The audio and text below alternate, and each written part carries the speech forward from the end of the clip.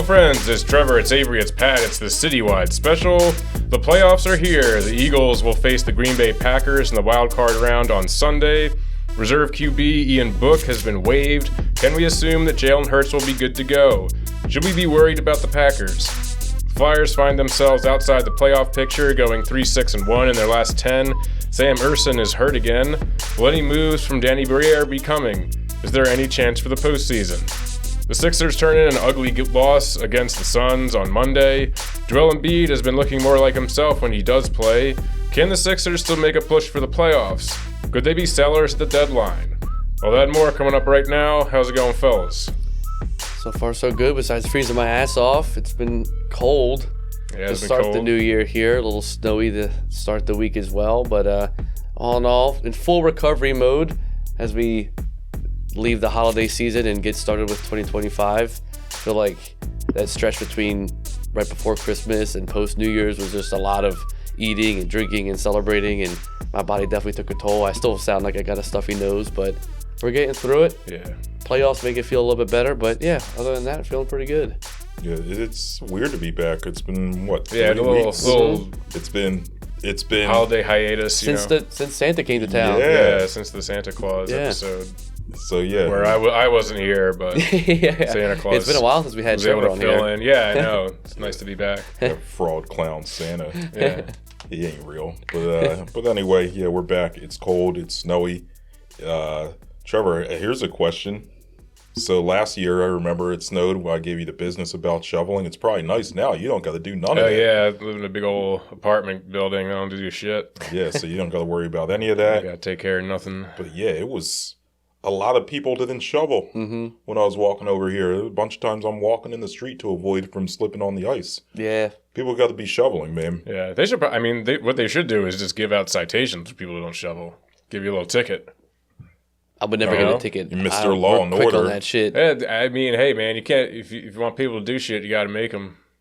You can't expect people to, I feel like people don't shovel regularly unless it's like at a certain amount of snow. I think people expect 1 to 2 inches. Or like, yeah, it'll just melt anyway. I'm not gonna shovel it. The problem is, like, it doesn't really. Well, no, people walk on it, compresses, and it freezes overnight because it's going down to 20 every night. I mean, isn't it also technically like the landlord's responsibility to do that shit? I'm pretty sure. I mean, maybe on a technicality, but I feel like if you're there every day, how much does it cost? $15? Yeah, I mean, you should just go ahead and shovel the walk. If it's your walk. Especially we live in the city, you don't have to shovel a whole big. It's also property. easier for yourself too. I'm not trying to sit because I don't want to shovel. The worst though is shoveling on the pavement that's like the little pebble pavement, and you can't quite get the full clean scoop. Yeah. Yeah, I know what you mean. You know what I'm talking about? Yeah, that's when you need like a combination of salt, like right on after that, so you can melt whatever you don't get. I hate that shit. I saw this video of a guy who, like, he just, I guess the night before it was scheduled to snow, the dude just put a tarp down on his stoops and stuff, and then just lifted the tarp up and just carried away all the snow. Didn't have to. That's smart. Honestly, genius. Yeah, not bad. Not a bad idea. Our steps don't really get that much snow, I guess, because of the overhang and the way it blows up the street. But the sidewalk was pretty messed up. But Hannah did it. She did the whole sidewalk and she did the whole curb, so people didn't trip on the curb. Damn, that's what's up. Yeah. Yeah, I just shoveled my little square. My neighbors next to me to my left, I don't really talk with them, but they're not bad people. They shoveled their little square. The guy with the 3 cars took him all day before he went out there and did his. He did it. Nice. So I can't be too mad at him, but it took him way too long. He's still parking his cars. He's not parking all 3 on the street. He's parking 1 to 2 on the street. Did he clean all of his cars or just the one that he uses? I think he just did the one that he uses. The other 2, the other one's on the street. I think it's still covered. The other one's around the corner yet. See, but that's kind of brutal too. Could you let that shit sit on there? Now it's all ice and you can't really get it off, and you're picking at it, scratching the car. Especially once it melts and then freezes again. That's what I'm saying. Yeah, it's really caked on there good. It's just funny. Speaking of caked up, now I'm kidding. It's just funny that, like, I feel like every time it snows, though, especially the first snowfall of the year, they're always like, well, were you there for the blizzard of 96? We got snow coming. It's like, can we just have a snowstorm or just a snow shower? Like, it's not a storm. If you don't get like 6 to 7 inches, it's just a fucking snow shower or whatever it is. Yeah, the blizzard of 96, that was real, right? Like, that was, 3 feet? Yeah, but every time we get snow, they're like, Yeah, just in case it hits that vortex, it's like it's never going to do that again. Philadelphia hasn't had significant snow in a while. Yeah, it's probably been like 10 years since we had 1 to 2 feet of snow. We don't get snow. Yeah, we had that one. How long ago was that? That was about 10 years. That was like right after the 2020, 2021. We got like 4 or 5 inches. It was enough to like... Last year we got about 3 or 4 inches. There was that one though, because Becky and I were still living next door. And we had like, we shoveled our snow. We had like a giant mountain of snow that we shoveled. Oh, yeah. I think I guess it was 2022. Winter 2020. We went to the Sixers game that one time. Yes. Yeah, we got a decent amount of snow. Yes.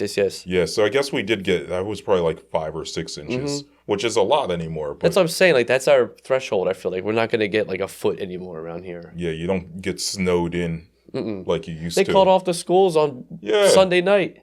Yeah. For that little bit of snow. But yeah. Y'all remember back when we grew up, you were going to school unless there was like a foot of snow on the ground. I remember waiting and like watching the TV, like watching the news like before for like your code, like the school code. Yeah. And being like, all right, well, the public schools had off. I'm like, all right, where are we? And then like had to wait for the like Catholic schools and all that shit to hit through. Then that was nice. Then you hit up all your buddies. All right, what are we doing? We hanging out? Well, our school, because we went to a school where basically everyone could walk to school, like me and Trevor and Collingswood. So it was almost always the case where, everyone like around us, every other school district had off. They would almost always skip our number. You're sitting there listening to the radio. It goes 550, 552, 553. We're like, hold up, they didn't call 551. And then it's 551. If you're lucky, you have a delayed opening. Damn. Well, they didn't say it like that, but yeah, sometimes they'd go 551. I hated a 2-hour delay. See, I love the delayed opening. I didn't mind a 2-hour delay. Nice. I mean, at that point, then why are we doing this? Sleep. Yeah, and the teachers, when you show up to school, the teachers don't feel like doing anything, and all the periods in high school got condensed. So then you go from a 41-minute period to 30 minutes, and it's like, oh yeah, I can't be nearly as productive. So yeah, the teachers kind of let you off easy. I used to like the delayed openings. At that point, they were underrated because you never had to make those up at the end of the year. That's true. Snow days, you used to have to make those things up. You'd be in school until June 20th. I ain't trying to deal with that. Wow. I ain't gonna worry about that shit anymore. That's what you think. Still going to high school. Nah. Imagine going to high school now. That'd be wild, yo. I walk in there with a gray in my beard. Just, I'm here to learn. Yo, kids got it made in school now, though. Like what? Like what do you mean? They can probably cheat so easily. Oh, yeah. Yeah, with phones. You know and what I shit. mean? And Chat GPT and all that shit. to write your papers. Mm-hmm. Yo, it's true. That's probably dope. I think they said that was like the case with all the AI and shit like that. Yeah, it's making it harder. I know. I saw to, something saying that the usage of Chat GPT during the summer just plummets. Like it's just a homework machine. Is basically all it is. Yeah. Yeah, and the thing people used to tell us growing up, you're not going to be able to use a calculator. You got to be able to know how to do long division in your head. I got this thing called a cell phone. You know what, Mrs. Philinook, Mrs. Wojton, I got this thing called a cell phone, yo. Yeah. I don't need to do no long division in my head. And kids now, they can just ask ChatGPT to do it for them. It does math like that too? Probably. No, I probably wouldn't trust it to do trigonometry or pre-calc. I got a review once at work. I was like, you still need that old TI-98 for that shit. Or 89 or whatever. The old playing games on those, yo. Yeah, they already had like Snake on it and shit. Yeah. Yeah, Snake was underrated, yo, as far as, what do you call it? As far as early cell phone technology. Apps, technically, yeah. Snake was the OG game, dude. Snake was dope. It was like Space Invaders on your cell phone. Yeah. That was cool. See, man, we need to bring that back. We need to go back. We need to regress in technology, not progress. I mean, you could come out with remasters of movies and remakes of movies. Come out with Snake the remake. Dude, I have been getting back into my CDs, dude. I finally reorganized all of them after the movie. Yeah, so what do you play them on? I had like a little Blu-ray player, so I just play them through the TV at the moment. But at some point I want to get like a decent like speaker John for them. But yeah, it's kind of nice. Like I got them all set up, and now but it is cool to just like have your own little collection of shit. Play CD all the way through too. Yeah, just put it on, play it all the way through. like, play some stuff I haven't listened to in a long time. Because sometimes, you want to, like, listen to something and you just, like, open up Spotify or whatever, and it's just like, all right, what do I, in history of recorded sound, what do I want to listen to right now? And it's just, like, overwhelming. Yeah. So it's kind of nice having, like, over the years, your collection of stuff that is, like, good enough for you to actually go out and buy that you just Plus, have. you can see it all easily. I feel like sometimes on Spotify, too, I get stuck with that. Where, like, I'll think of something to put in, and then by the time I go to put it in, I forget what I was thinking about. And then sometimes there's just randomly shit that's not on there. Yeah. Like, that's the worst. I was trying to play, like, I was trying to find, like, a while ago, I was trying to find this one, like, Danny Brown album. And it's as they have, like, everything but the one album I was looking for. I was like, what the fuck? But I have it on CD. So. And it sounds better. Yeah, exactly, dude. I get that nice lossless audio. Hell yeah, dude. Hey, I'm getting into that. I was like, I kind of understand the appeal of, like, people that collect vinyl now, but I just do that with CDs. I mean, they're cheap as fuck. I just like, it was funny too. I hadn't bought a CD in, like, a long time, and so, like, the other day I just had them get something on Amazon, and I was like, let me get some fucking CDs while I'm on here. So I was like, I don't actually have any Bruce Springsteen CDs, so I just got, like, 4 of them. Oh, that's what's up. And they're How all much like, did you pay? They're all like, I think one of them was like $13, but the other ones were like less than $10. Yeah. That's great. CDs are cheap as fuck. We had to do that a lot when we had the Silver Jeep because it didn't have an aux cord.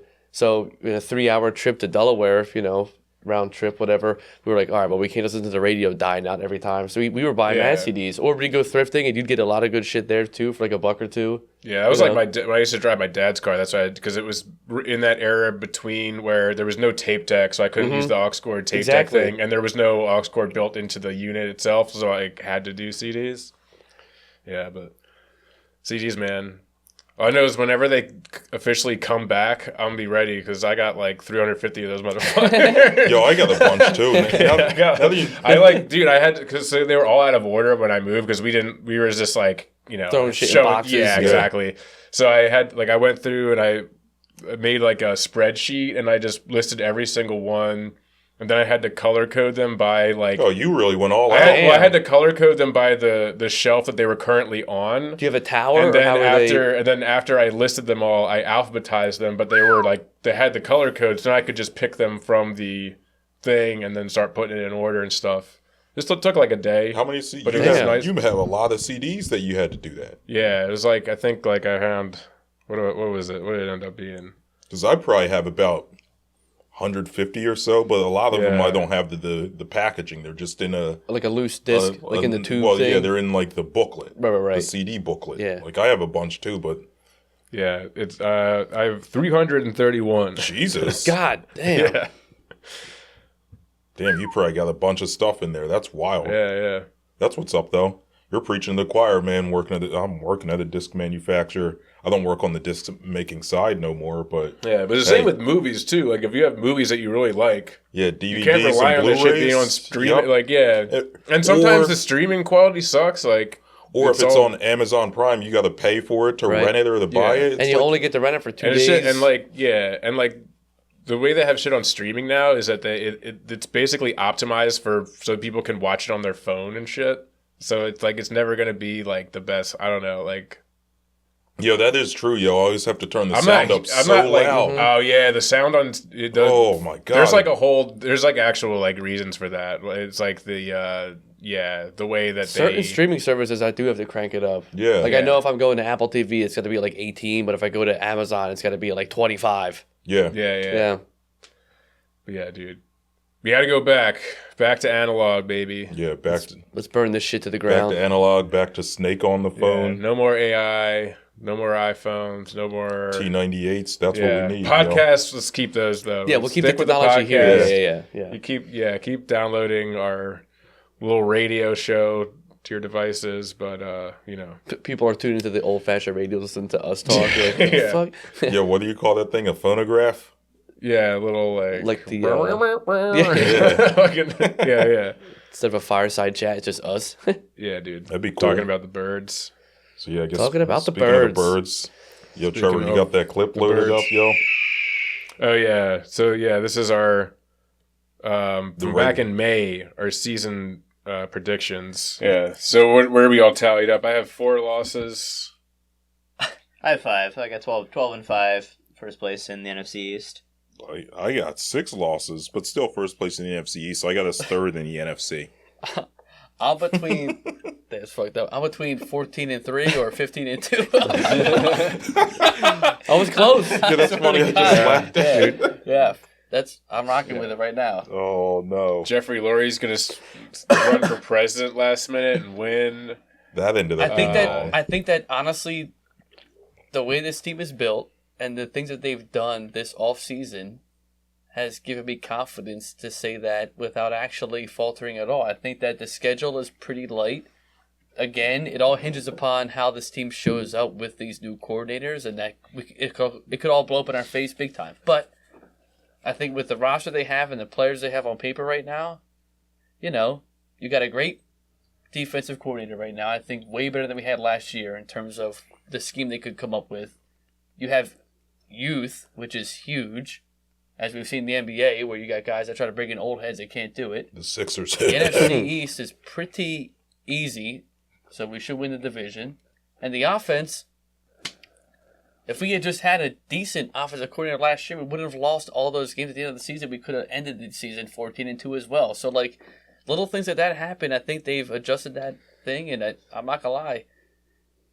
You split with Dallas, you lose to Baltimore, that could be it. You might lose to Cincinnati, sure, but everybody else, Cincinnati, you should really beat. Well, if we play Cincinnati now, maybe we would lose. Green Bay had a great run at the end. They played good, but Dallas is a fucking fraud-ass team anyway in the playoffs, so they had that great run. That was fine. Then they got almost... All right. Yeah, we don't need to keep going into that, but yeah, man. Yeah, that's so funny that you called it. Nuts. Yeah. They didn't get the right teams, obviously, but 14-3, here we are. Yeah, the other thing that was funny about that, too, was listening to us predict some of the games. The Cowboys game, Pat, you called it that it was going to be a blowout. You said, yeah, we are due for a blowout in a game that means something against Dallas, and we won the division that game. In a blowout fashion. I didn't predict backups in there and all that, but yeah, I mean... You did call Kenny Pickett winning a game against a division rival. You called it against the Giants. So sort of right, he helped us win against the Cowboys. And then Tanner McKee, the other backup, cleaned it up. Came in again and beat the Giants. Yep. So all in all, you did a good job. You killed it. Had a good feeling this year, I mean, the team did what they were supposed to do, as we all thought the potential they had going into this season. We healthy, which was good. No, I mean, we had our bumps in the road with drama for sure, where the locker room looked a little bumpy, but that was whether or not outside factors are not kicking in. But the team looks fucking good. I mean, sure, you got the NFC North where, Packers or Lions and Vikings look really good. But again, I think that they're kind of a bloated team as well. I think the Eagles are the team to beat right now in the NFC. Yeah, Vikings looked like ass on Sunday. Dude, they were within the 10-yard line for 1,000 fucking snaps. Real Sam Darnold stood up. Sam Darnold's dude. Yeah. Sam Darnold is who we thought he was. And all they had to do was shake him a little bit. Play the fucking Rams as the 5th seed. Which they had a week off. Ouch. I mean, they rested all their starters, Yeah. The Rams, yeah. So, I mean... I think the Rams could be sneaky. The only team I'm afraid of really in the playoffs, maybe Washington a little bit. If we had to play them a third time, that's the only reason why I would be scared of them. But would be Tampa. Tampa's really. I don't know what it is about them. Not that they're better than us. I'm scared of them, but it's just because at least you wouldn't have to go to Tampa, which that's true. But I think that helps. I mean, we closed up the vet championship game style, and they beat us with Rondé Barber and all that shit. So I don't home or away. Yeah. Something about that team. Players on the team. Something about that team though does not. I don't know what it is. The Eagles have a weird thing with Tampa Bay. See, yeah, I agree with that. Tampa is the team that I would say I'm probably the most afraid of, and I would say second most is the Lions, right? Because you can say the Lions are banged up. This team, they're playing winning on smoke and mirrors. To an extent, that's true, but it's not a great matchup for the Eagles. Watching the Lions' defense as banged up as they are, they blitz a ton. And what did the Eagles... Hurts was better against the blitz this year, but then what the Eagles traditionally struggle with the last few years is the blitz.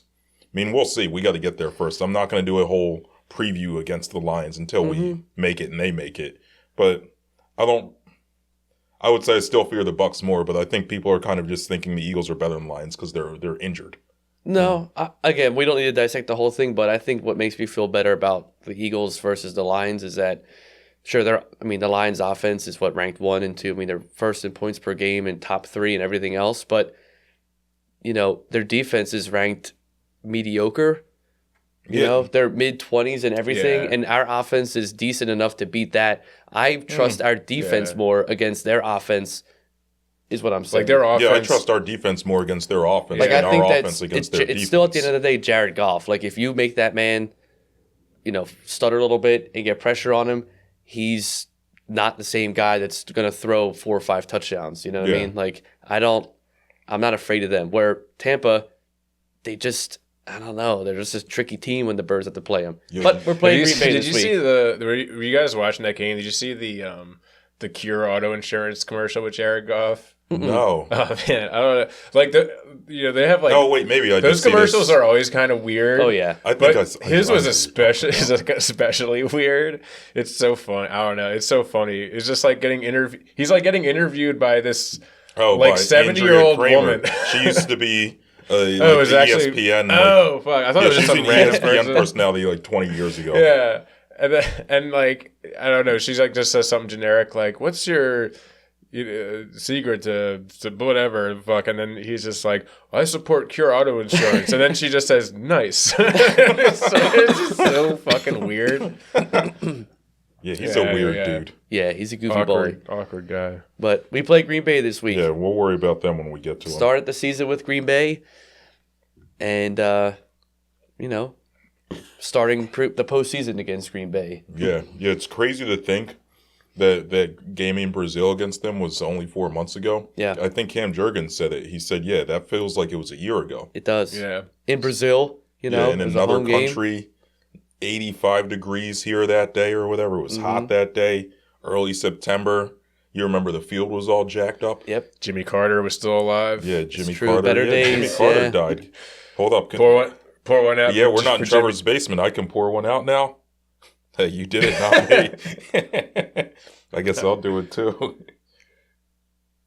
Damn, not that much. No, I'm kidding. Yeah, I mean, they both had great seasons. Oh, wait. You assassinated Jimmy Carter? I meant to do this one. Still, you would 3-gun salute, baby. Yeah, not the machine gun. You were there mowing him down when he's in hospice. That's what I wanted them to do at my funeral. Is just fire a machine gun. 21-gun salute. He's out there with the big chain and everything. Like, yeah. Oh, it's too funny. Put that in my will tonight when I go home.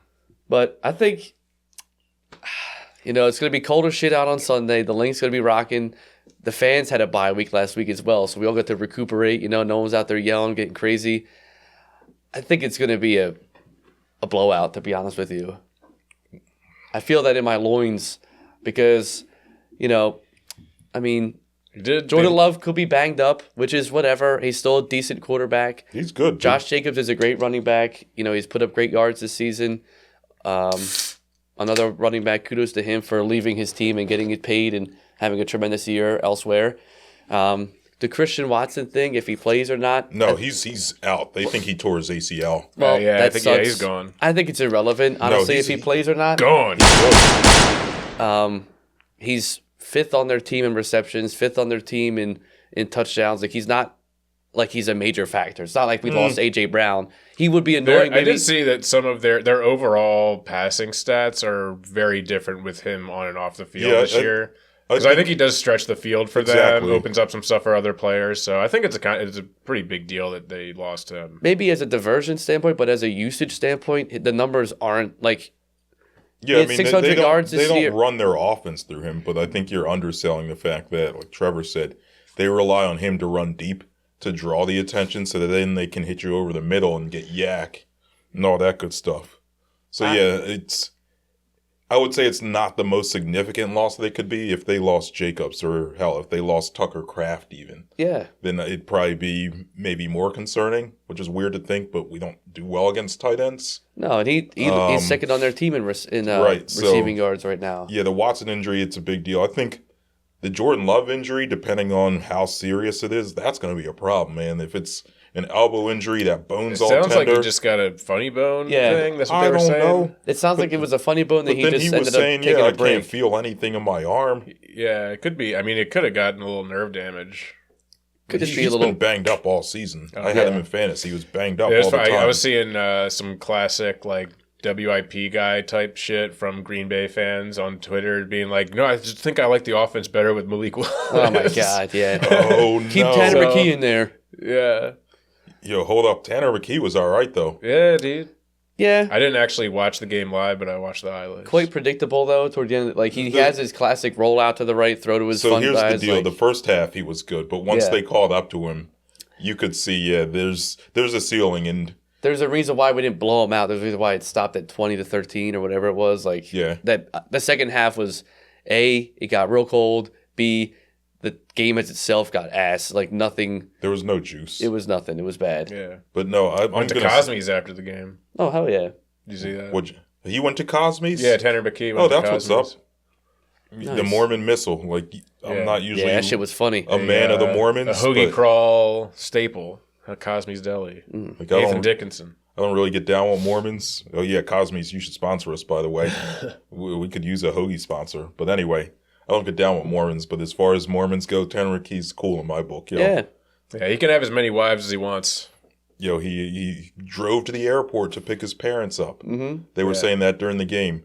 Most guys, they'll have their parents take an Uber or something. He drove them to his house, drove the airport, picked them up, and they just stayed with him. That's a good man right there. He's not making them stay in a hotel. That's our purebred Mormon boy who speaks Portuguese. Remember this? Mm-hmm. Oh, I forgot about that. The Brazil game, he was speaking fluent Portuguese. The interviewers were asking him questions, and he was answering in Portuguese. He's a good dude. Our secret weapon in the playoffs. But, yeah, I mean, Green Bay's a good team. Their defense is decent. But I think Jair Alexander is out as well. Yeah, so that's big. That just helps out everybody on the receiving side of the ball for us. Now A.J. Brown's got their second best guy. Devontae's got their third best. Maybe Jahan Dotson can do something a little bit different now that he got 94 yards. If anything, it's a confidence booster for him because he's been pretty quiet this season. But at the same time, it's like, we don't. Whenever we needed to go to him, he was there and caught the ball for a first down. But with A.J. Brown, Devontae, Goddard, Saquon, like, it's just so, you're not going to be the number one, even the number two look all the time. Like, you're just there if we need you. Yeah. But I feel good about it. How are we feeling about Jalen Hurts? That we did see Ian Book got waived, which is a pretty good indication that Jalen Hurts is going to start the game. Are we worried at all that he's maybe not going to be 100% or rusty? Well, a concussion isn't the same as, a shoulder injury. Right. Right? The concussion, you can either play with it or you can't. So he's going to be 100% in terms of health. Like, yeah, I guess he has the broken finger on the non-throwing hand, but even that's had 3 weeks to recover at this point. So, yeah, I don't see him being less than 100%. There could be a little rust to shake off. You haven't played in a few weeks. It's the playoffs. The intensity steps up a little bit. I mean, we saw it, 2 years ago in that game against the Giants. He was a little rusty at first. We still won, and then we came out and whooped the Niners, but he could be a little shaky to begin with. At the same time, I mean, this team is such a run-based offense that, hell, we may only need him to throw it 20 times that game. And if that's the case, if he can complete 12 to 15 passes, throw for something like 180, 200 yards, run for 50 more, then yeah, it's fine if he's a little rusty. I think rust will be natural. I mean, I think, honestly, if they needed him to play last week, I feel like he probably would have passed, what they might say he didn't pass protocol and everything, but I don't think they were really pushing him to get back out there. I think the rust will probably be a little bit there, but I don't think we're going to have as much rust as, you would expect if he was hurt like you said.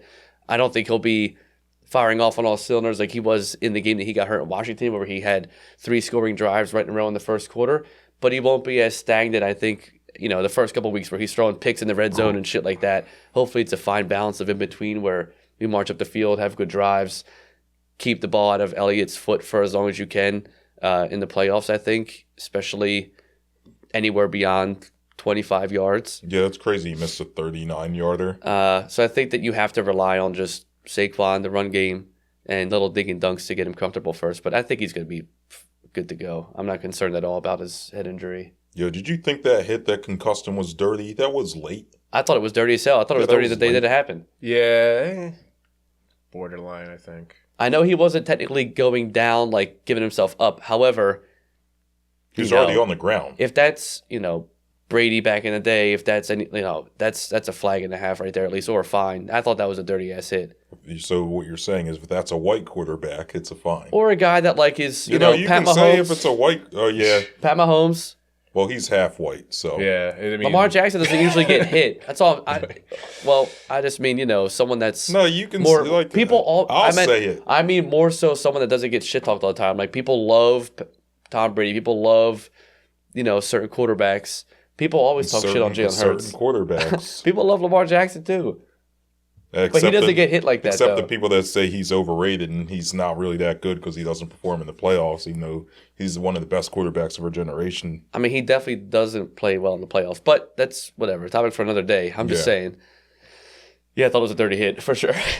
Yeah, I mean, he was already on the ground and the Commanders knew what they were doing that game. Because think about it, if Hurts plays that game, we win. We might be the 1 seed. We were already beating their ass. It was 21-0 in the first quarter. Yeah, right. They had to do something. So, yeah, if we do end up playing them, we got to get past Green Bay first, and they got to get past – who do they play? Tampa. They got to get past Tampa.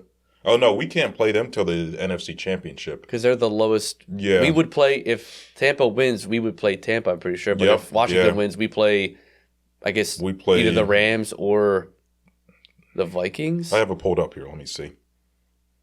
Yeah, so, yeah, so. If Tampa Bay and the Rams win, the Eagles play Tampa Bay. If Tampa Bay and Minnesota wins, the Eagles play Tampa Bay. If Washington and the Rams win, the Eagles play the Rams. If Washington and Minnesota win, the Eagles play Minnesota. So there's no way for us to play Washington next week. There's a 50% chance we play Tampa, which I don't like. We'll worry about that when we get there, though. Tricky, yeah. But, yeah, I think it'll be a good test for the young guys. I'm excited to see Quignon and Cooper DeJean at the link in the playoffs, get them experience that vibe in there. But, I'm predicting a pretty strong Eagles win here. All right. You got a number or nah? I'm going to say somewhere in the ballpark of... I think the line is 3.5. I saw 4.5 today. Oh, really? Did it move? Yeah, it moved. Yeah. Right once the Hurts got confirmed, or not confirmed, but basically. I'm going to say 34-20. Damn. Okay. So yeah, from my point of view, the Packers, I understand that they are kind of limping to the playoffs, literally and figuratively. They lost to the Bears on a last-second field goal in a game that they really should have been trying to win, right? Mm-hmm. Like, I understand all that. I understand that their record against teams with above 13 wins, which is essentially just us, the Vikings, and the Lions. Well, their division doesn't help them out, yeah. But they're 0-5. Mm-hmm. I understand all that, but I think they're a good team, man. Jordan Love was banged up much of the season. I had him in fantasy. I didn't have a good fantasy year, I'll put it that way, because he was injured a lot. Jaden Reed kind of faded down the stretch. But it's a dangerous team. Josh Jacobs, I remember before the season opener, I was saying Josh Jacobs was washed. Anything but. He had a fantastic he had a really good year. Mm-hmm. So, their offense, they're number 4 in DVOA in the whole league. And that takes into account that they play a tough schedule against 2 13-plus win teams. So I think they're more formidable than we're probably giving them credit for. At the same time, I don't know. I think they can be got, right? Like, they're 7th in DVOA on defense. The Eagles are 13th in offense, but number 1 in D. So I think Hurts is going to come out rusty. We're going to be relying on Saquon a lot, which is what you rested him for and prevented him from getting the record, is so that he could come out and have a big game. He's going to be juiced, yo. Yeah. He's playing meaningful playoff football for a contender. In this crowd? Of a Giants team that limped in the playoffs or snuck in every year. So, he's going to be amped. I don't know if Hurts has the biggest game, but I think that we win behind a strong performance from Saquon. I got 25-21. Close. Yeah, I think it's going to be close because I think Green Bay's pretty good. I'm not saying they're bad. I'm just saying that I think that this defense is going to take care of that offense is all. They're coming in a little banged up, that's all. Yeah, for sure. Yeah, I'm going to call it 27-23 Eagles. Mm-hmm. I think Green Bay, I think Matt LaFleur, with like 5 minutes left in the game, is going to settle for a field goal. He does that. And they ain't going to see the ball again. That's what's going to happen. He does dumb stuff like that sometimes. Yeah. A lot of those, like, a lot of these young hipstery type coaches, they aren't aggressive when the cards are down or the chips are down or whatever the figure of speech is. Yeah, when their dicks are out. Yeah, whatever. Yeah, when the balls are on the table. But anyway, yeah, they clam up a little bit. They turtle up.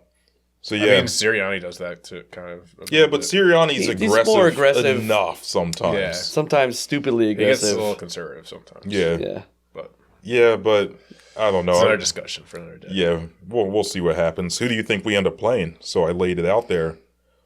Are we playing Tampa? Are they beating? I think Tampa Bay probably beats Washington. Yeah, I think so. And I think I don't know, something about it. Something in my gut has the Rams beating Minnesota. The Vikings looked really fraudulent that game the other night. So if the Rams do that, then we play the Rams? So if Tampa and the Rams win, we play Tampa. The only scenario in which we play the Rams is if Washington wins? Yeah, exactly, and the Rams win. Well, man. We could play Minnesota. That'd be fun to play that fraud-ass I want Washington to win then, but I feel like Tampa's going to win, and I have a gut feeling that the Rams are going to pull it off, which then would send the Rams to fucking Detroit. Yeah. Which Big Stafford and Goff revenge game. That'd be an interesting storyline. I would love it if the Lions could get knocked off in the divisional round or something. Yeah. We could potentially get 3 home games. That's what I'm saying. That'd be sick. I would love it. My bank account would hate it, but I would love it. Yeah. So yeah, man, we'll see. And I'm 2 for 2 in championship games so far down there in the last couple of years. So if they get that far, we need you there, yo. All right, is that about it on the Eagles? It is, right? Yeah. Yeah, I don't think there's too much else. I mean, there wasn't a whole lot to talk about with the It was a previous games. I went to the movies. Yeah. I went and saw Conclave. Oh, nice. Which was really good. It got a couple. Did it get an award? It got an award. It got best screenplay at Golden Globes. Looks like it was shot really well. Yeah, it was a good movie. Well, moving on then. Yeah, we want to talk about now. Well, let's hit the Sixers. We'll do the good, the bad, and then the Flyers will be the ugly, I guess. All right. Yeah. I mean, there's some signs of life. Kind of. It's like, yeah. It's not. I'm still fading the Sixers. I just can't buy in, man. That game last night was just, ugh. It was horrible. Horrible. Like that. That's one. That game was like, not only am I losing my faith in the Sixers, but I might be losing my faith in humanity entirely. It was that bad. Yeah. Just, oh my God, could not make a fucking shot. Like Maxey looks bad. Paul George looks bad. Maxey did finish the game strong.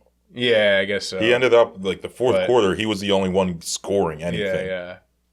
But just, not great. No, like. The thing about it is they got you all hyped up, right? They got me all hyped up, us all hyped up. They beat the Celtics. After they beat the Spurs at home without Embiid when Embiid got ejected, which I wanted to talk about that, but we didn't record the pod for a few weeks. NBA refs have gotten so soft, yo. Oh, you remember this game?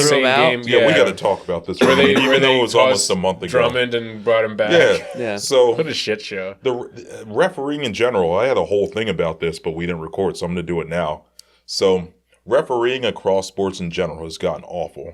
So you remember before the Sixers played the Spurs and all that happened, the game before that was the Eagles game against Washington where they threw CJ out when he got punched in the face. Yeah. Yes. How the hell does he get called right in front of the ref an unsportsmanlike conduct when he gets hit in the face? And even he was like, and then the referee points at the ref and the ref throws the flag on him. Right. Like, what the hell? That game was doomed from the beginning, honestly. And then he gets thrown out later and we don't even see why. Yeah. I did think it was funny as he got thrown out, the Fox cameras picked him up going, what'd I do though? Yeah. Big Dom's walking him back. He's like, what'd I do though? Then he flips the double birds. I thought that was hilarious. But then, fast forward to the following day, Monday, the Sixers are playing the Spurs, and Drummond and Wemby are getting into it in the post, like getting into it. They're just establishing position or whatever. And they get a little physical, and the refs call a foul on Drummond. So then they start trying to do the same thing again, offering position in the post. And then Wemby steps on Drummond's toe and falls. And then the ref goes and throws Drummond out of the game. Yeah, it's ridiculous. It's like you just turned this into you. You just turned this whole thing into you. And then after that, she goes, did you see this where they like picked her up going to Nick Nurse? Yeah, sorry, I fucked up. Drummond's back. Then Drummond comes back into the game. You see him coming through the tunnel, putting his jersey back on. And then he comes out. They should have played that up and made it like a wrestler entrance or whatever. It's like, oh my god, is that Drummond's music? He's got a fucking steel chair. With the big like robe on and stuff, and just sheds it off. Takes out with the fucking chair. Yeah. So the fans gave him standing out like he was a wrestler coming back, right? Yeah. So then fast forward 10 minutes later, Embiid goes into the lane, and Embiid kind of flops, but Wemby also flops. And they call an offensive foul on Embiid. Okay, they both flopped. Embiid was the aggressor, whatever. So then Embiid kind of loses his mind and like goes up and like says like what, blah blah blah blah blah. Like gets in her face. She gives him one technical. Then Embiid starts walking back to the bench. He doesn't even really say anything. He probably yells like, "Yeah, that's fucking bullshit." And then she throws him out of the game. And it's just like you just turn this whole showdown between like two of the best centers in the NBA into a big ref show. So, like, this is my question to y'all. Has this gone too far where, like, refs they command too much of the game, regardless of the sport? I mean, we see it all the time. Like, you see it in hockey, too, when dudes want to fight, and they just break it up for no reason sometimes. Yeah. And I mean, it's like, at the end of the day, this is an entertainment product. And if you're a referee, you have to understand that and be like, part of your job is to take verbal abuse. Like, I'm sorry. Yeah. Like, if that is part of the job, like, people are going to yell at you. People are going to be mad at you. You can't take it personally and start throwing out texts or ejecting people or whatever. I mean, yeah, I feel like this, for a while, this used to be something that I feel like was more contained to baseball. And now it's just every sport. They're all a bunch of fucking prima donnas and want to insert themselves into the game. And it's I feel like it went to like stupid. baseball, football, now basketball. Because like football, if there were ever like a big game or things like that, and you knew like Ed Hockley was coming to town, you'd be like, fuck, because that guy was a stickler for every little ticky-tack foul, any kind of taunting, which I didn't realize was a thing until, those refs come in were like even pointing to a guy to like flag 15-yard penalty. I mean, I understand that like player safety and making the game more, I don't know, viewable for kids or whatever is a thing, but like at the same time, to your point, like refs are there to be annoying, so you're going to get yelled at by the players, and the players are going to naturally yell at each other because they're competing against each other for over an hour. Like, emotions run high, there's rivalries and things like that get involved. Like, let them play out. No fan is ever like, oh man, thank God, like, they stopped the game for 5 minutes to tell us no fan's going to be like, I'm just disgusted by this. No. Seriously. Yeah. I mean, if anything, like part of the one thing that I feel like as a fan that I kind of get annoyed at is how like buddy like players are with each other now on the other side. It's just like, you guys want to like talk and have drinks after the game. I don't give a fuck. But like during the game, like that is your enemy. Like stop yucking it up at them. And so, giving out penalties because they're yelling at each other and shit is, I think, ridiculous. It's just soft. Bro, I mean, there's a lot of money on the line. These guys get paid a lot of money to play this game. And there's a lot more videos of them missing clear calls than there are. Yeah. A lot of times they can't even back up what they call their penalties on. Well, that's when she ejected Drummond. She's like, I fucked up. Good for her to take ownership. A lot of refs wouldn't have. Yeah. No. But it's just like, no, man, people don't come to a game. I'm not paying good money to go to a game. I don't pay my Comcast subscription to watch you ruin a basketball game or to watch you eject one of our best defensive players because he said something nasty to a player on the opposing team. No one's here for that. Even the guys on the other team are probably like, yeah, I mean, it makes our jobs easier, but as a competitor, you want to play against the best when they're at their best. And now that game has an asterisk if you want to do it that way in the locker room where you're like, well, we didn't play against Embiid, so yeah, whatever. But I think refs as a whole have gotten tremendously worse over the past couple of years across every league, really. Yeah, right. That's my point. Like the cameras have gotten better, so you see everything. And it's like, I still don't get what they do then. They should just be obsolete. Have one person there to like blow the whistle and like call it a day. I know we were talking about going analog. Do we bring in robot refs? They wouldn't have no emotions, no feelings. Nah, because someone could hack into that shit, and then That's games true. are getting all twisted. Yeah, that is true, especially with the way betting is. Right. Yo, the robot refs brought to you by DraftKings Sportsbook. Yo, it'd be like Tim Donaghy 2.0. Yeah. Yo, the robot would be Tim Donaghy 2.0 would be Yeah, a ref. it's like all the algorithms that the sports books use are just programmed into the refs in real time. So they're just like calculating all these things from like nanosecond to nanosecond and adjusting the calls based on that. Yeah, just to maximize we the can't profits. be doing that. We can't give not that, a good idea. Can't get that information out. So I guess we're just stuck with the human. We're just stuck with stupid people. Yeah, soft ass refs, I guess. But anyway, sorry. We were talking about the Sixers, and I remember that Sixers game that got me real worked up that day. Yeah. But I don't know. As far as the Sixers are concerned, they get you all hyped up because they beat the Spurs, they beat the Celtics on Christmas.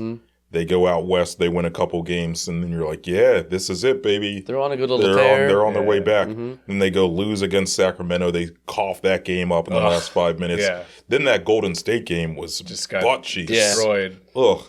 And then they go beat the Nets, whatever. You're going to beat the Nets. But that game last night was a disgrace to basketball, dude. Yeah. We're thinking about going to that game. Like, thank God. Yeah. Oh, I would have been furious. Ugh.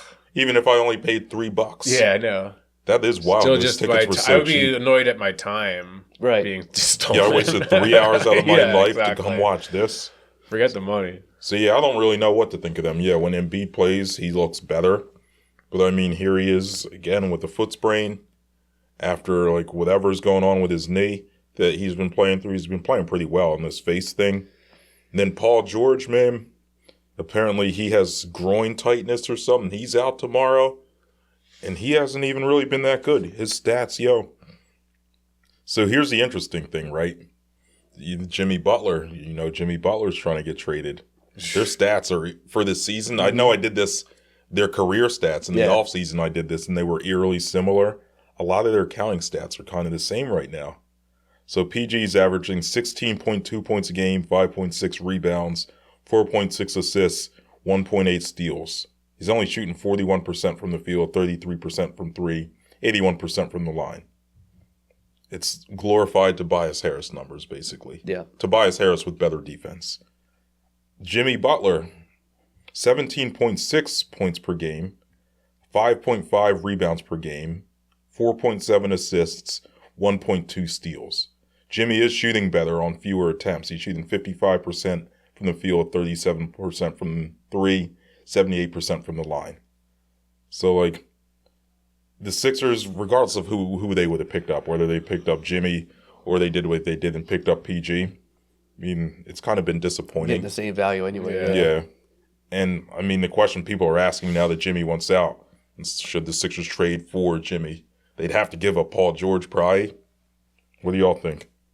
I don't think it's worth it. I mean, it seems like this musical chair. Yeah, it's like we did the same thing. We had our chance to keep him before. We let him go. Like, you got to let him go then. We can't keep doing this carousel of Jimmy Butler what ifs. Especially if it's like similar. What the fuck is the point then? Plus Jimmy, I mean, not for nothing, but he's always this locker room drama guy, right?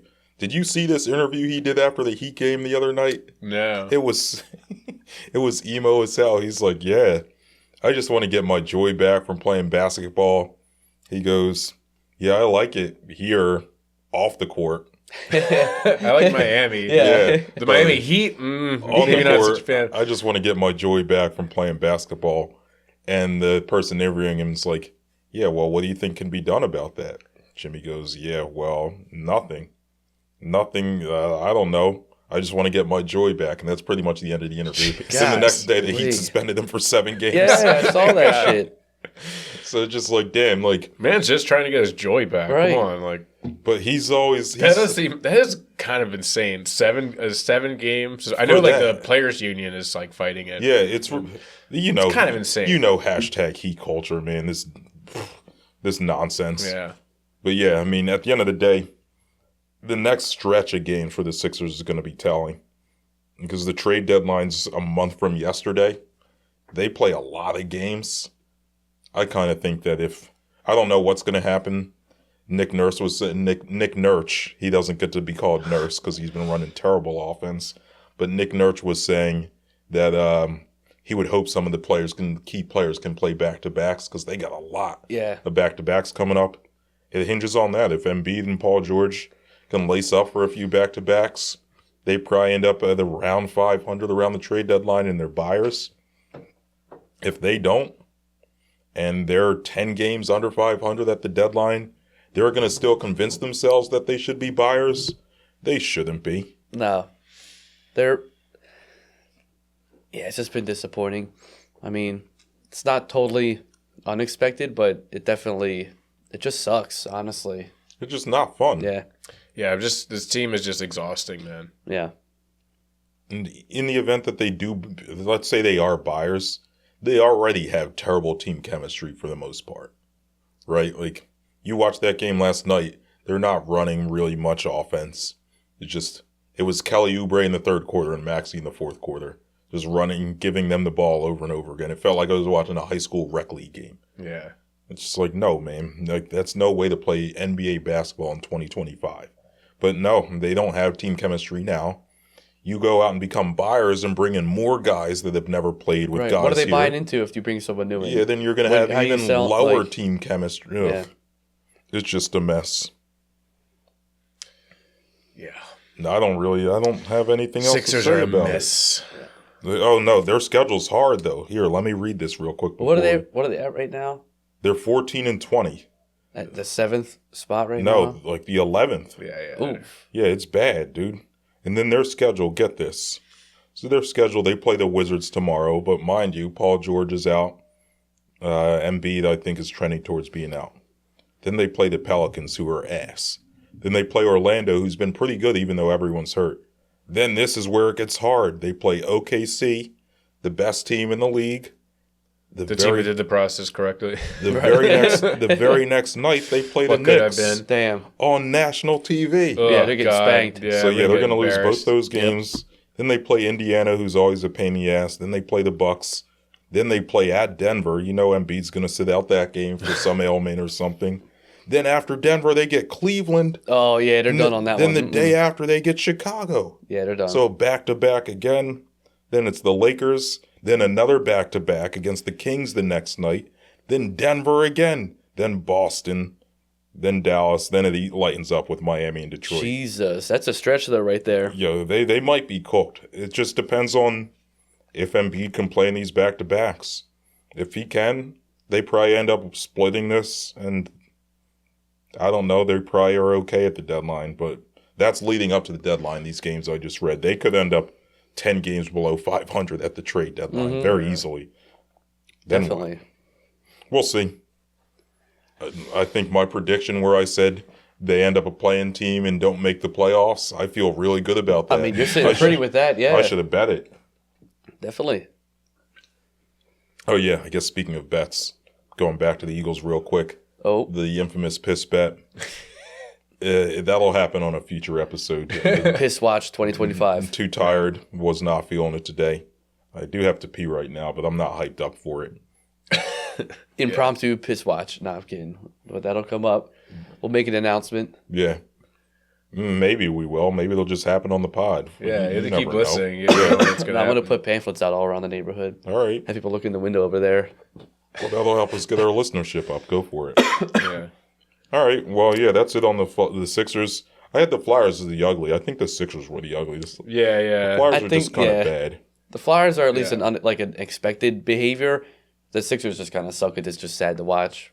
Yeah, Flyers are kind of what you expect them to be. Yeah, they're tied 2-2 right now. It's Tuesday night. They're playing the Maple Leafs at home. It's tied 2-2. Yeah. Yeah, I mean, they're, I don't know, man. They just don't have good goaltending for the most part. Even without Ersson being out, I mean, they literally don't have a goaltender with a above 900 save percentage. That's pretty fucking bad. Yeah, I mean, their save percentage as a team is .878. Yeah, it's the worst in the league. Can't win like that. Yeah, and I'm not sure that they're really going to be able to do much at the deadline either. I'm sure they would like to sell, but they don't really have a Sean Walker type player, like a solid player on an expiring contract, like they did with him. Like everyone that they probably would be looking to unload has a year or two left on their deal. It's not really ideal for like a playoff team trying to beef up and get like a rental, So I don't know, man.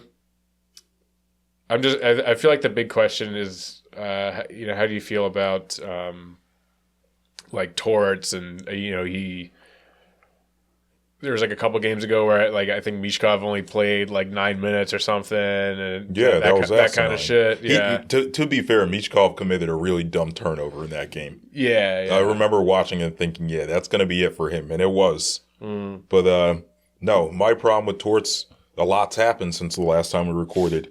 The day after we recorded, you remember they sent Emil Andre down. Oh yeah, that was asinine, dude. This guy was playing I don't know great. if that has anything to do with Torts, but maybe. I think Torts has a lot of power in the organization.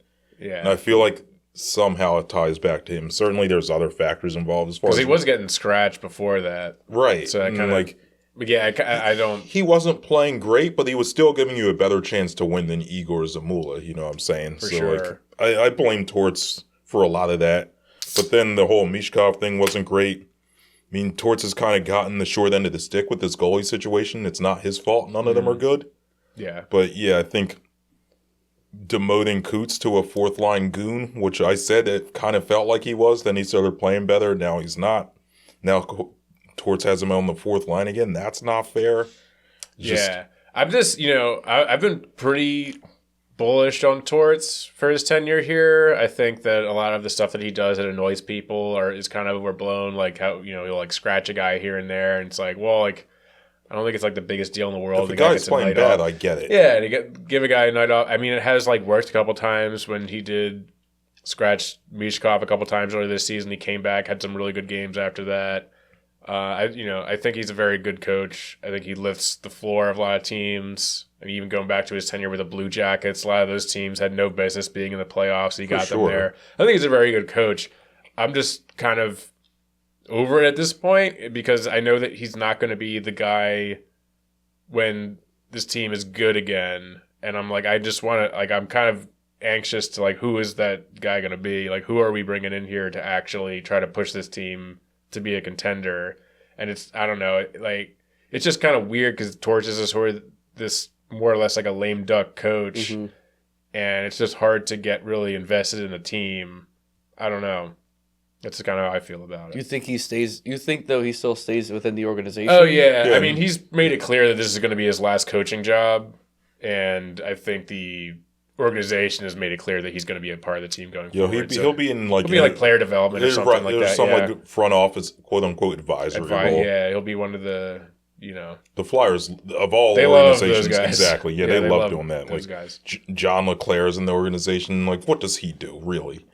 Yeah, like maybe he does a lot that I don't really know. He gets his calls denied by Cutter Gauthier. Exactly. He gets left on red by Cutter Gauthier. He's there to help the Flyers with situations like that, and he didn't do a good job. But Gauthier it was satisfying to see them beat his ass. Yeah, that game's when next week you're going. I don't have tickets or anything. I thought you had tickets to the Gauthier game. I didn't do. I got tickets it's Saturday before the Eagles-Packers game.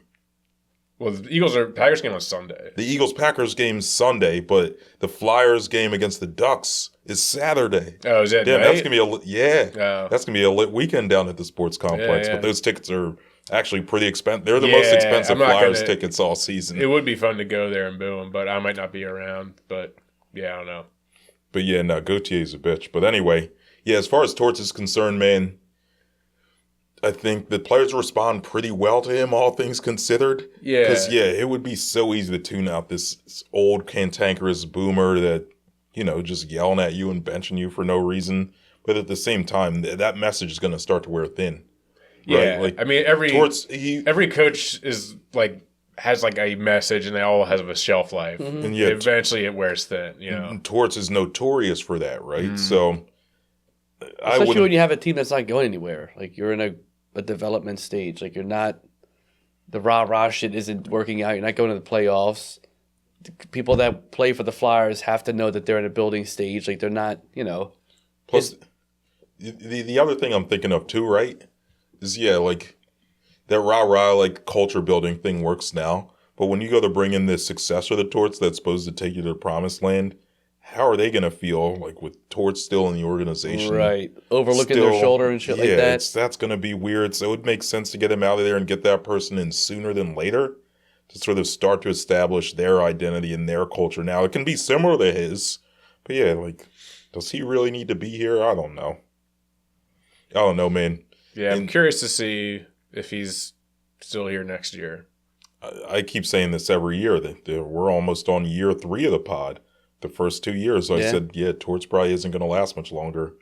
Somehow he's still here. He might outlast all of us. I mean, he's certainly not going to.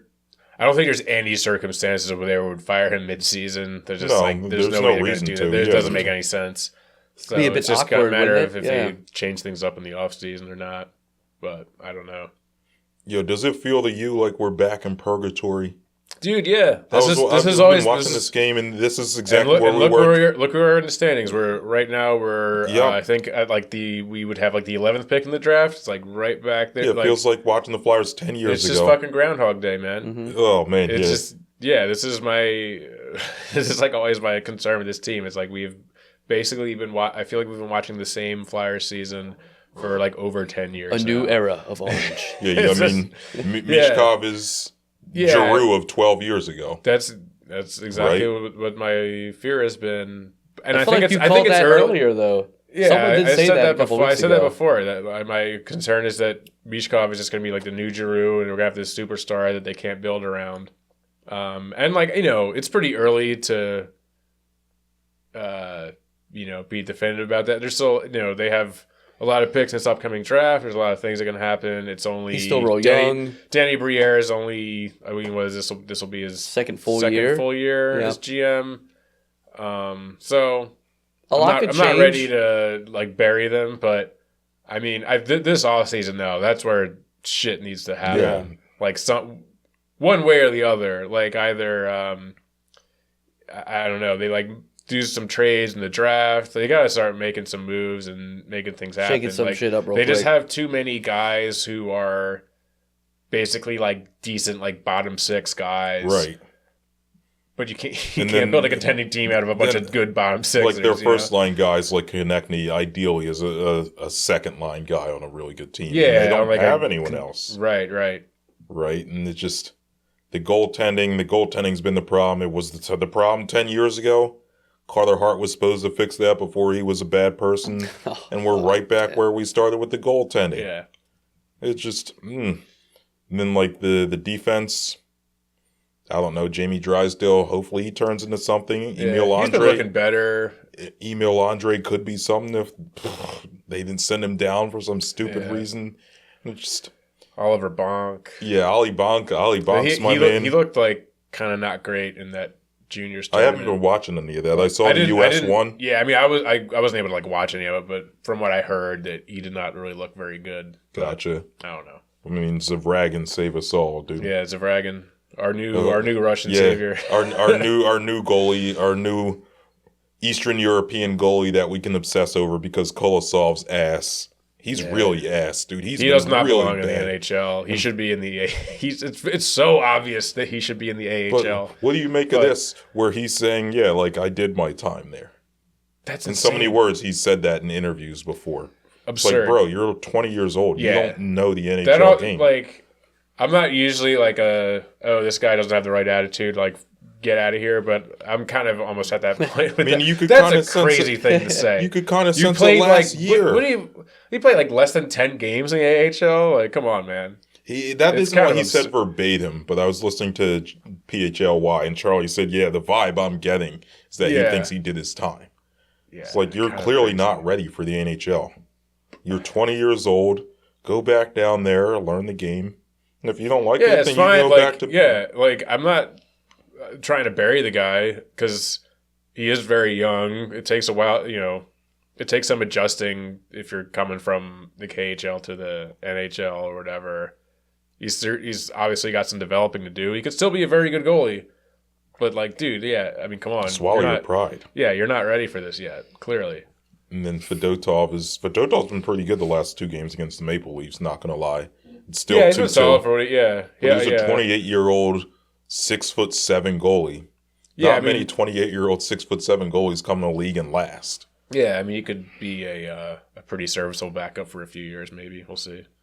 So, yeah, I mean, Zavragin's got to save us, man. Yeah. Igor, is it Yegor? How do you say his name? I think it's just Igor. Igor Zavragin, man, save us all. Zavragin kind of sounds like save, and that's what he's going to do. I like that. He's going to save pucks. He's going to save the Philadelphia Flyers. That's right, baby. All right, I don't think I have nothing else on the Flyers. Do we have any nonsense? What's up with the Skip Bayless nonsense? Oh, well, it's not necessarily Skip Bayless. Well, a little bit of it. I haven't totally been following that. I've seen a few people were implicated. Well, he was. Well, it wasn't Skip Bayless the one who filed the lawsuit. Skip Bayless got Now, I'm not fully correct. Should here. we not be bringing this up if none of us really knows what's going on? I thought it's related to this one specific chick as well. Who's Joy Taylor. Yeah. Well, he offered like $1.5 million for him to have sex with her. It was like, I can like change your whole world. Oh man, I should try to find the clip because apparently like Stephen A was talking about that today, and he was saying like, I don't believe that because Skip Bayless is too cheap for that. Like, Skip Bayless, find it. Yeah, I gotta see. Yeah, like, apparently that's what he did, and she turned it down. He got all upset. But I seen something, and I don't. Apparently, she's asleep with him. That's what I was gonna say. Yeah, like I saw that, and like I don't know, man. Like in this media landscape in 2025, people will just be spreading nonsense or rumors just because it gets you some engagement. The only picture I saw was her with Emmanuel Acho and her with like a random Fox exec who like is just like a random old white guy. I don't know what happened. Oh, here we go. But Stephen just A. like I said, I've known Jay-Z for 25 years. I can't imagine that. I've known Skip for just as long. I can't imagine it. I can't imagine it. Especially when they brought up the $1.5 million. The Skip Bayless I know has a hard time giving away $15. But that doesn't mean that I have any inside knowledge about any of this. I don't, and I'm not going to get involved.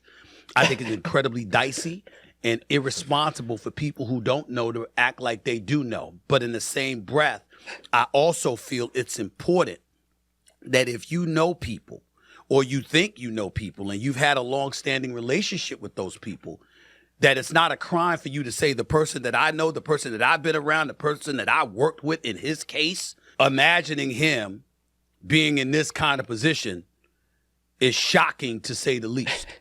All I could tell you is that it's not the Skip Bayless I know. I don't know her. I don't know them. I know Skip. And I'm very, very heartbroken that he finds himself in this situation, being accused of these allegations.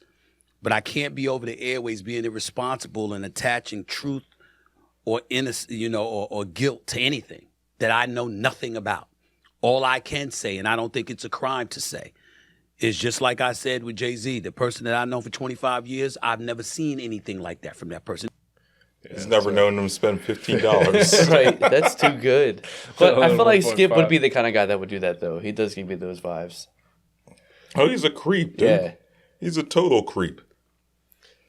But that's all I know about that. I mean, I don't... Yeah, I mean, it's all just a bunch of allegations at this point. I mean, yeah. And honestly, so who filed the... Didn't a woman file the harassment thing? That's what I thought. I don't know. I guess I don't like Stephen A said, we can't speak on it if we don't really know anything about it. I don't know anything about this. Yeah. They got fires in California again. They do. Pacifico Palace or whatever it's called, or Palisades. There's more fires? Big time. Damn. They got these big-ass winds gusting up there, fucking up all these houses. It's hot out there? Well, it's not that it's that hot, but these fires are like, there's like hurricane-force winds that turn the flames into like this really nice neighborhood. Oh, I did see there were windstorms. Yeah, but they were like, oh my God, this is going to affect these people's lives for forever. I looked at the average price of a house where this fire is happening, and they're $4.5 million. So I don't... Oh, these people will be fine. I don't feel that bad. I'm not going to lie. Homeowners insurance on a $4.5 million house. I'm like, I don't feel terrible about this at all. Yeah, the wind could pick it up and blow it away. They'd be all right. Yeah, they'll be just fine. The Gulf of America? Yeah. Oh, I've seen this. Yeah, the Gulf, yeah. Trump says the Gulf of Mexico is going to be called the Gulf of America soon. That's like some old school shit. That's like freedom fries. Yep. Yes. You remember the one episode I was on here ranting about freedom fries? Yeah. That's the 2025 version of it. Insane, yo. And then when they're on about trying to they want Greenland. Yeah. Greenland. They want Canada. Ice. They want Canada, Greenland. What even does Greenland have oil or something? Is that what? I don't think they have anything. For? Maybe look up Greenland. It's just a big ice cap. Exports. I know we have. Don't we have missiles on that shit or like a base? Who owns Greenland right now? The Dutch, don't they? Denmark. Or Denmark. Okay. Yeah, Denmark. I believe. I think they're a territory. No, they're the Danish. They're the Danish. Are they Danish? Danish. Yeah, I'm sorry. The Netherlands are the Dutch. Yes. Yeah.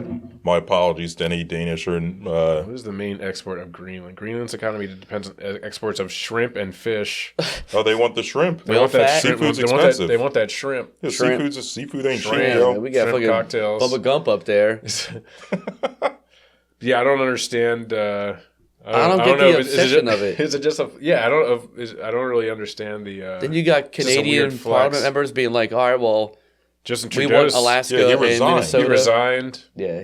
He doesn't want to be stuck holding the bag when Canada becomes a 51st state. Right. Hey, I don't blame him. Maybe he already got the bag. He's like, "Yeah, I'm going to retire. Yeah. I'm out." So that's I feel like there was some press conference today, and I feel like the big three things with Trump was like Greenland, Gulf of America, and yes, we want to make Canada 51st state. Yeah, I saw the 51st state thing. I was like, what? Yeah. He said they'll use economic warfare to make Canada. He said he would even use troops for the Greenland one. Listen, he's just like, gonna make a deal. So many deals. Dude, how is a giant piece of land like Canada going to become one state? There's no way. I guess in terms of population, it's like let me see how many more people probably live in Toronto. Probably more people live in like California than in all of Canada. I would imagine. That's probably true. Right, you're only gaining those couple cities that they have. Like everything else is just land. Yeah, you want the Yukon, Canada, like there's like Newfoundland about and all that shit. 40 million people. How many? About 40 million in the whole country. Mm-hmm. Most of which probably live in Toronto. California has 38.97 million. So, but still, that's a lot of land, though. Yeah, it's a lot of. I was thinking about how funny it would be if, because you know how no Canadian hockey team has won the Stanley Cup for like 20 plus years or whatever, like since the 90s or whatever. It would be really funny if Canada officially becomes a 51st state, and then immediately the Maple Leafs win the next 3 Stanley Cups. It's like the Maple Leafs and the Flames, the Jets. They all just start like crushing, just like owning the league. But they have to sing the national anthem. But they have no more "Oh Canada." It's done. It's gone. Yo, "Oh Canada's fire" though. So we would have all of North America. Dude, I used to think that you know how like in "Oh Canada" they say like we stand on guard for the. Mm-hmm. I used to like before I actually knew the words to that. I used to think that they were saying "We stand on God." And I was like, damn, that's metal, dude. Like Canada's national anthem is fucking sick. Well, like we stand on God for Canada. No, Canada's all right, but yeah, that's absurd, yo. I don't see it happening, to be honest with you. You're gonna have people in Quebec speaking different languages from the other 50.67 states or whatever. Yeah, no, that doesn't work. Well, dude, maybe it'll really ignite the, because like Quebec nationalism has always been a thing. There's people who think Quebec should be. Maybe they'll truly annex. Maybe if Canada gets annexed, maybe that just starts really popping off because now they're like, all right, like we've tolerated being part of Canada, but like, we're not going to be part of fucking America. We're not going to be part of. Like, come on, like we're fucking French. Like fuck this. Then they might start doing like terrorism. They're going to be like French terrorism in the United States. That'd be wild. Maple syrup bombs. A bunch of moose. Yeah, bunch of just I don't know. Yeah, we'd have the Canadian or the French Canadian version. Poison the syrup supply. Yeah, the French Canadian version of Luigi Mangione, dude. Oh yeah. It would be what's a good French name? Jacques. Yeah. Manger. Yeah, there you go. Say Manger d'abattu. Yeah, we'll have that. That'd be cool. Yeah, I don't know. This is 2025 really starting off with a bang here. Yeah. Oh man, yeah, it's gonna be like We got 4 years of this shit. He didn't even last 1 month yet. He's not even in there yet. He's like, fuck it, I'm gonna buy Canada. I want Greenland. And we're gonna make it to Gulf America. Yeah, I mean, it's like that old saying, like, history repeats itself. It's like it's one says tragedy, one says farce. And I feel like the first Trump was already the farce part, and now we're just like double farce. We're just like, exponential farce. Yeah. It's just going to get... and this is just 1 month real in. cartoon land type of shit. This is going to be like... Don't get it twisted. Things are going to suck in a lot of ways for a lot of people. Yeah. But there's going to be things that happen that just... The content is going to be... What the hell is who is running this country? Yeah. So, yeah, I mean, I guess it's good we have a podcast that we can... mostly talk about sports, but I mean, there's going to be keep everyone posted some on loony times coming up, yo. We missed a big holiday. What was it? Yesterday? What was it? Oh, January 6th. Yeah, I'm disappointed that there was no liberal January 6th happen. It was like... Yeah. No big revolt. There's nobody in with NPR tote bags storming the Capitol. I was like, fuck, man. With their, the fucking latte... throwing lattes at the Capitol building. Oh man, yeah. What a time to be alive. January 6th was yesterday. Damn. Yeah. Well, those guys might all get pardoned now. Oh yeah, 1,500 people. Yeah. But dude, I saw this one thing because you remember there was that one kid who turned his dad into the FBI. And his dad said, like, you're a traitor, blah, blah. Now the kid's I'm worried that my dad's going to kill me. His dad's going to come home and get his ass. My dad's going to beat the shit out of me when he gets home. If I was that kid, I'd run away from home. Man. You ran up your dad, then he gets like, well, this backfired. But he can't flee to Canada anymore because they're going to have jurisdiction there soon. And he can't flee to Mexico. Yeah, you're going to have to go overseas. Get into, not Greenland. Yeah, he can't go to, he not definitely Panama. can't go to Greenland. Yeah. My man's going to be hiding in... that man's fucked. He'll be hiding somewhere. Yeah. I don't know. And what about Kim Jong-un making hot dogs illegal? That what the hell is that? Is that real?